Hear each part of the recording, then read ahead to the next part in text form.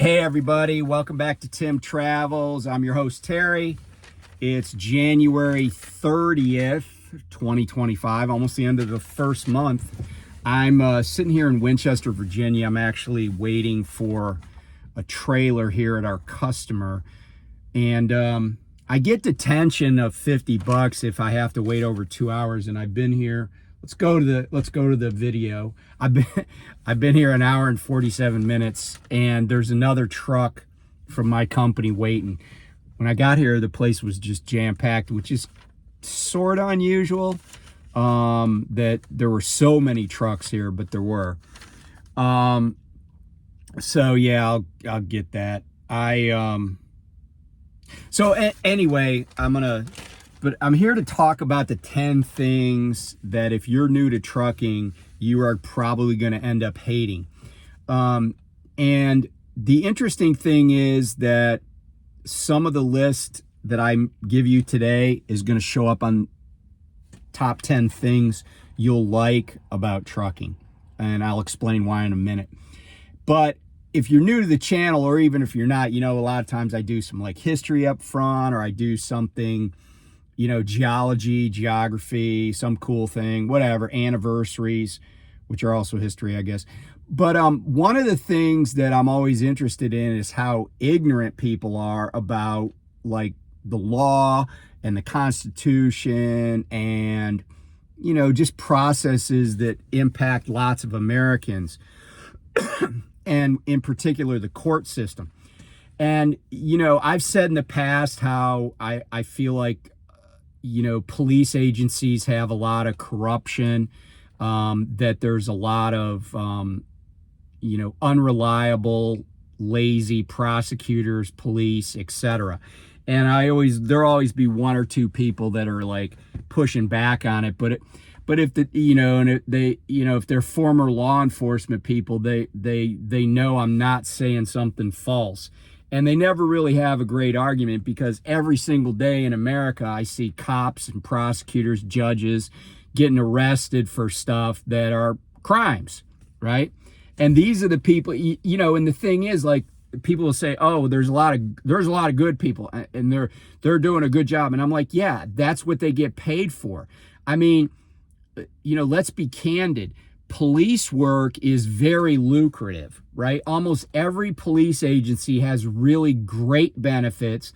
Cops have really great schedules by and large. And, they get pensions, and, it's not a shabby way to make a living. And people say, oh, well, they're putting their safety at risk for you. And I'm like, so it comes with the job, right? Don't take the job if you don't want that.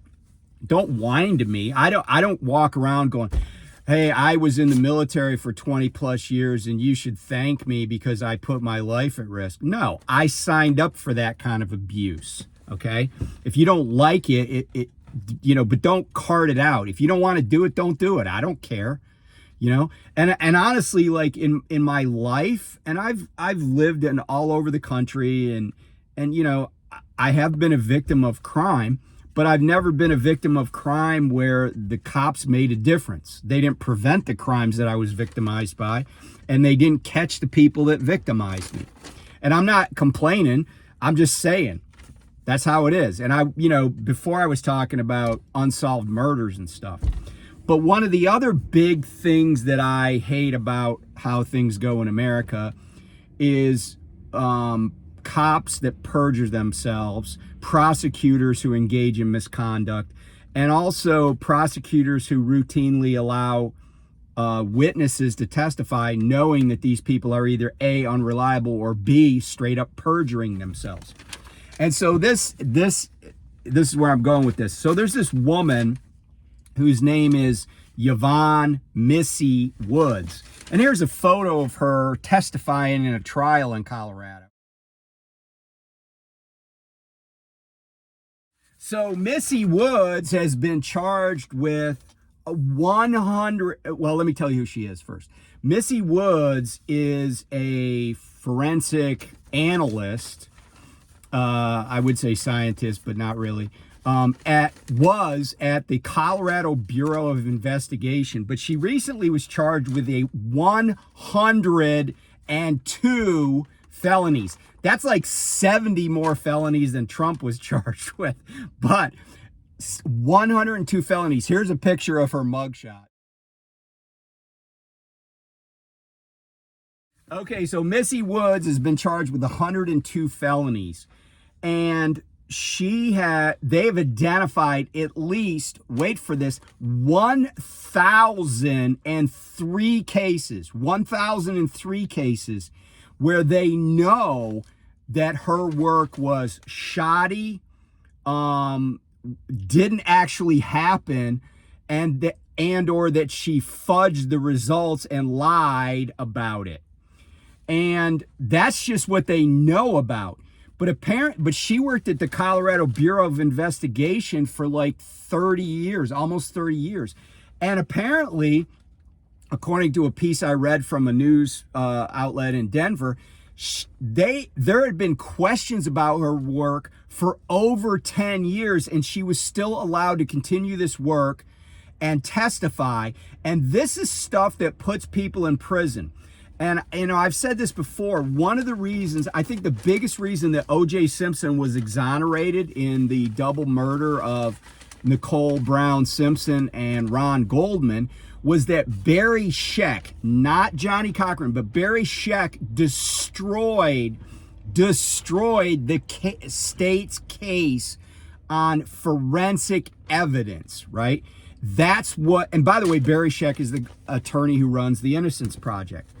And here's the thing, the CBI, the Colorado Bureau of Investigation, has already estimated that this woman has cost them $11 million in, having to clean up this mess, retesting things.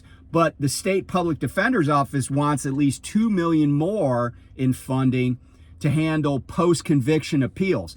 This is a woman who was a liar, cheater, and stealer. And her testimony and her work put a lot of people behind bars, many of whom we'll just say have been proved not guilty or basically found not guilty. Whether they were innocent or not is an inquiry for another day, because that's not the standard in America. But her lying, cheating, and stealing put a lot of people behind bars that did not deserve to be there. There was not merit to the cases. And a lot of times this is what happens. And this is why I speak out against the criminal justice system. And, I'm sure that a lot of these people were poor. They didn't have, they were indigent. They didn't have high-powered attorneys like O.J. Simpson did. They didn't have the money to, demand their own testing, etc. And that's what happens in America. Okay. This is the criminal justice system that we have. And, I could sit here and from memory recite for about a half an hour stuff like this that's happened. And all across the country, cops, making up stuff, faking evidence, analysts doing the same things, prosecutors knowing there was exculpatory evidence that they didn't turn over. I had a guy, I used to mentor people for the State Bar of Maryland, and one of the guys I mentored when he first came out of law school, his first job was in a prosecutor's office in a really big county in Maryland, and he kind of hated it. And once he told me about this cop who he spoke to this cop in the hallway outside the courtroom, and he said, "Hey, tell me what happened."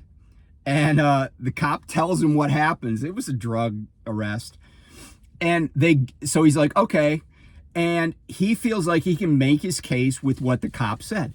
But the cop gets up on the stand, unbeknownst to the guy, I call him a friend, unbeknownst to this guy, and just starts embellishing and lying about what he found, what he saw, and all this stuff. And my friend was like, he was a new, prosecutor, but he took a step back and he's like, you know what? We're going to just stet this case, Your Honor. After the cop, because he knew the cop had perjured himself and he couldn't bring himself to get a conviction on lies. And so stat is just basically what that is where the state says we think we could get a conviction, but we're not going to proceed with the case. And maybe it's a null pros. I don't know, because I'm not a criminal defense attorney, but anyway, he basically was like, yeah, we're not going to move forward with this prosecution. He didn't dismiss the case, but he didn't feel good about it. And he pretty quickly after that left and got a different job. And he got a job with the U.S. Department of Transportation, and he also became a Army Reserve JAG officer.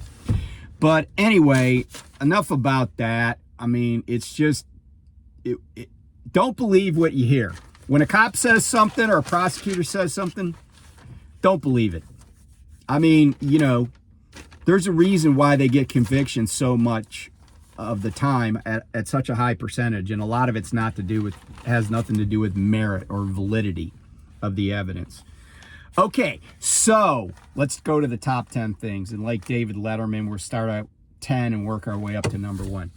So, and I'll explain why I said some of these will show up on the top things you love about trucking. So the first thing, if you are new to trucking or you're thinking about coming into trucking is number 10, working nights. If you've never worked an overnight shift in your life, coming to trucking is going to be a huge, huge surprise. And when I say working nights, I don't necessarily mean that you're going to be driving from 6 p.m. to 6 a.m. every single night. But a lot of the time, just because of this time of year, for example, unless you want to drive in a really narrow window when the sun is out, or unless you're constantly headed west, you're going to be driving in the dark. And some people are not comfortable driving in the dark. And they don't even like it in a car. But in a truck, it's much harder. And it's particularly hard when you're having to go to a place you've never been with this really giant vehicle and it's dark out. And I can't tell you how many places, and this would also come in on another category, but I can't tell you how many places I've gone in my trucking career that have no kind of directions, a little tiny sign that's hidden in some bushes, but they want you to turn this big freaking vehicle, and get it in the right spot. And what I used to always tell my trainees, and this is generally true, go where the other trucks are. The worst thing you could do is go where the other trucks are, and they're like, yeah, you don't belong here. Because if there are other trucks, then you're going to be able to just get turned around.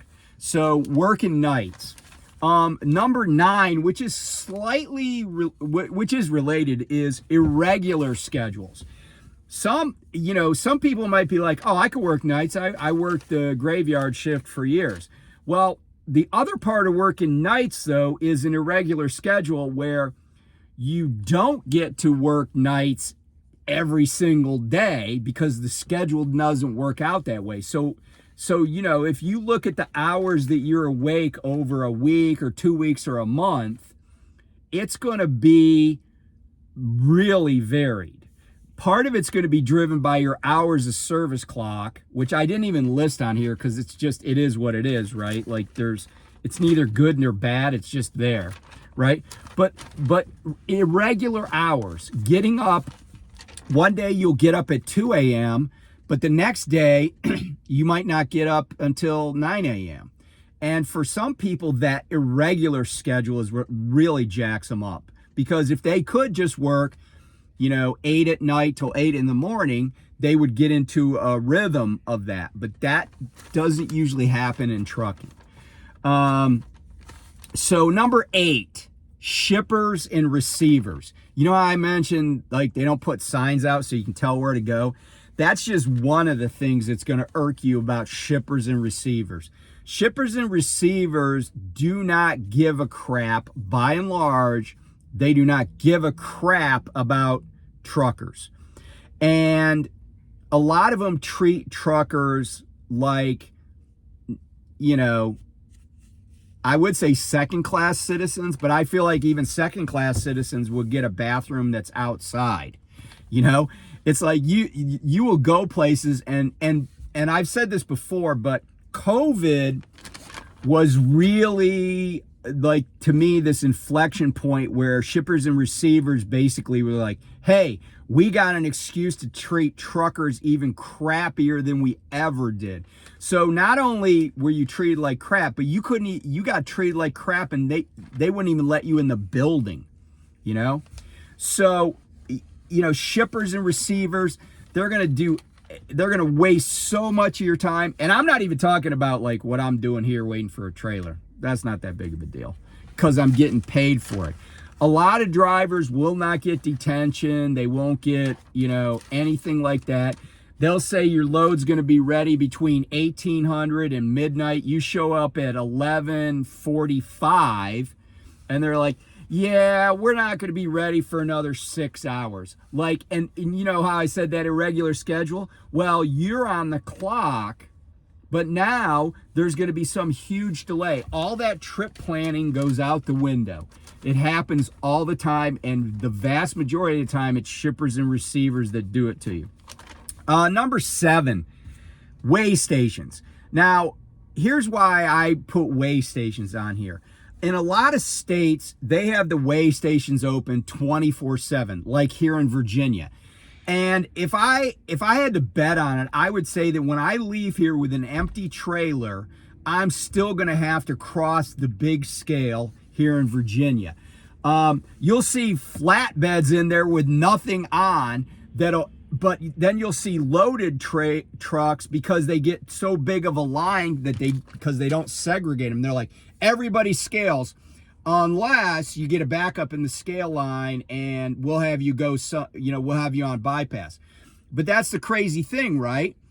They don't do it based on the weight. You'll have a trailer cross that, the introductory scale, and they'll weigh like 32,000 pounds, right? And they'll be like, get in the scale line. We got to make sure you really weigh only 32,000. But then some truck that'll come through that weighs like 67, they'll get the bypass, or 80, 77, they'll get the bypass because they larded up the regular scale line with a bunch of trucks like mine that are empty, and flatbeds that are empty. Number 6.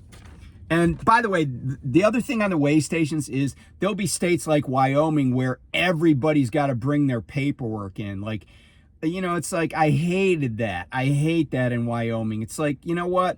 Pull somebody over, do a DOT, but don't make me stop, get out of my truck, wait in line, walk back to my truck, and I don't even get paid by my company for getting a level 3, even though you essentially almost did a level 3. Okay, number 6. Four-wheelers who drive like you used to. I hate it when, there's four-wheelers. I'm in like a 70-mile-an-hour zone. I'm only doing 65 because that's all I can do. And there's some four-wheeler out there. Like, there was a guy the other day, I passed him at least twice, southbound on 81. The dude had a cell phone up to his ear. He was in one of those flatbed pickup trucks going like legit, like 54 miles an hour. And I passed him he was at least 50 miles farther down the road when I passed him. Whole time, cell phone. And a lot of times when people are driving slow or not staying in their lane, they're on their phones. You see it all the time. And they're going to do stuff that you used to do, like cutting over in front of trucks too fast. Or there's a quarter mile to the off-ramp for their exit, but they still got to pass that frickin' semi, right? And then cut over in front of you. All the time, all day long. Happens all day long. So four-wheelers that drive like you used to drive, or drive like your kids do. Number 5, truck stops. There's the good, the bad, the ugly. And you know, some truck stops are great. They were laid out well. The fuel islands, you don't have to wait for people to, you know, that don't know how to back to try to back into parking spots. Any truck stop where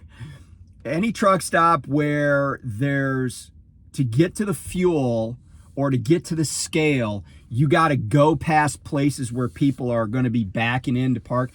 You know, bad layout. Some of the newer truck stops, they're a lot better at it, but like some of the older ones, like almost any place that's a TA or a Petro is gonna be, you're gonna be like, what the hell were they thinking?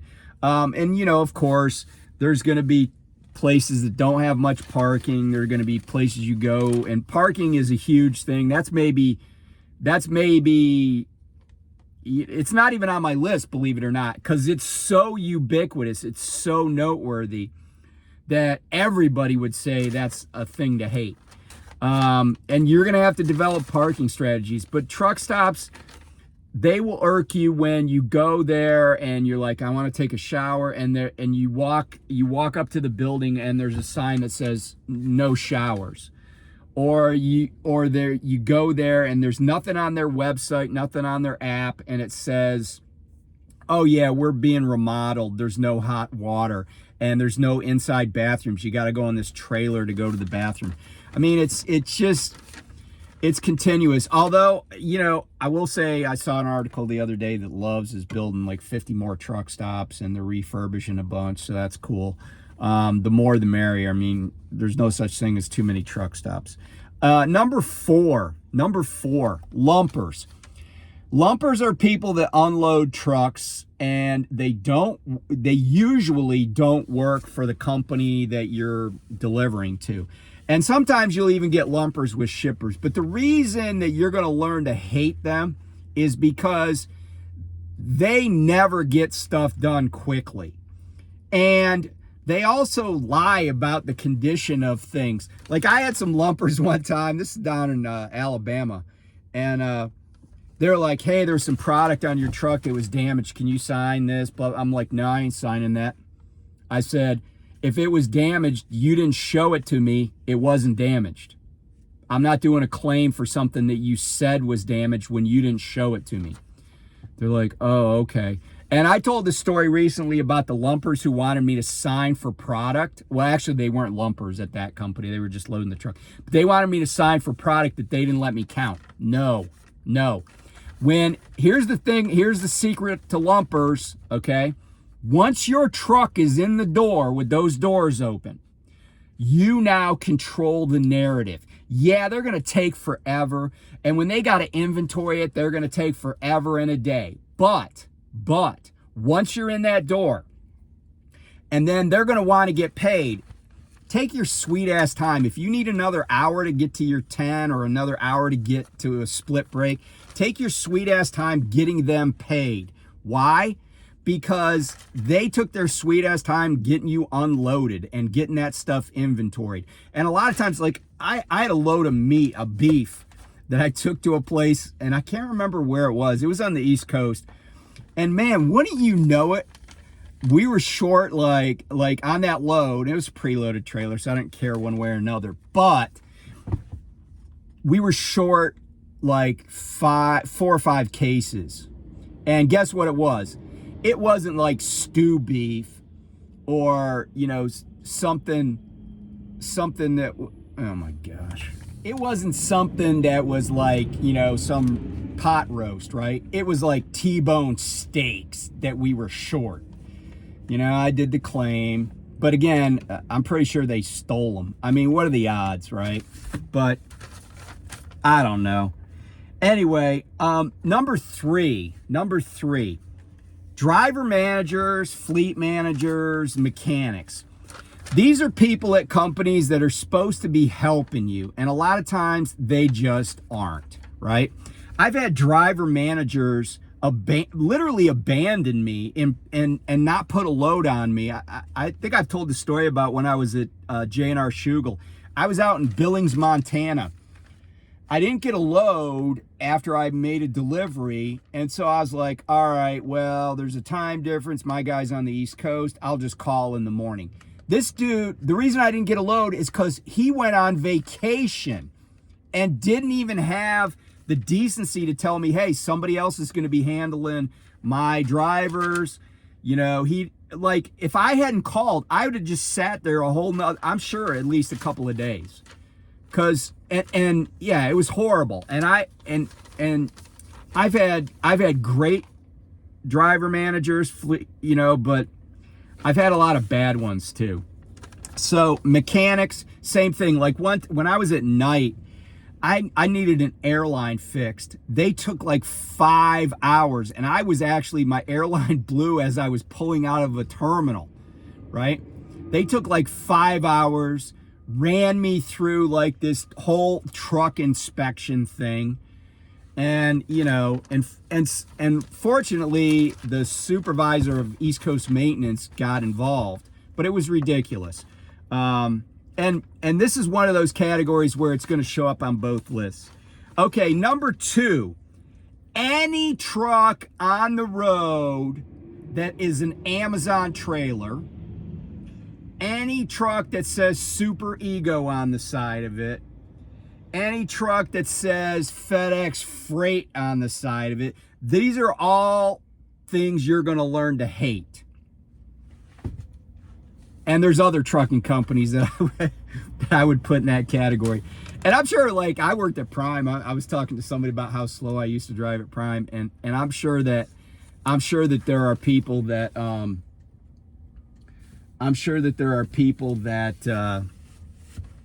that hate Prime because they go slow or whatever. And then the number one thing that you're gonna hate when you come into trucking, and it's not gonna take very long, are just other truckers, right? People say, oh, you know, four-wheelers, blah, blah, blah, this and that. And I'm like, no. If it were only four-wheelers that were doing stupid things out on the road, being inconsiderate, being unsafe, being morons, I could easily live with that. No, other truckers. If you get hurt or killed in a truck accident and it's not because of something you did, it's guaranteed it's going to be because of another trucker. Yeah, I mean, I came by a wreck recently where it was 2 semis out here on I-81, bright sunny day, clear as a bell, dry pavement. I don't know what they did, but both trucks were tore that crap up, and one truck had gone off the road and they were hauling out boxes of stuff. I mean, it made a huge traffic jam. Yeah, there's just a lot of stupid people driving trucks. And some people might say, hey, Terry's one of them. But I really do try not to inconvenience other drivers. I try to be polite. But I will also say that I'm willing to stand up for myself. So when it comes to like getting a parking spot at truck stops, I don't cut anybody slack. I don't cut anybody off, but I don't cut anybody slack. But yeah, the number one thing you're gonna learn to hate are other truckers. The trucker who barely gets by you or barely caught up to you, but only because they were going like 87 miles an hour down the hill behind you, and then they can't climb and they'll just cut over in front of you. I've been sideswiped by trucks a number of times, right? Other truckers. That's my biggest pet peeve on the road. So you might have things to add to this list. This is just my list. But I want to be, I want to keep it real, right? Like, if you're thinking about coming into trucking, you should know that it is an aggravating, frustrating job a lot of the times. Yeah, you can make decent money at this. A lot of people have lifted themselves out of poverty or whatever and gotten in a better situation. So there are a lot of things that are good about it, and I'll talk about that in another video. But just be prepared. You're gonna be facing a lot of things that it's just gonna make you scratch your head if you came from another industry that was fairly efficient and maybe worked okay.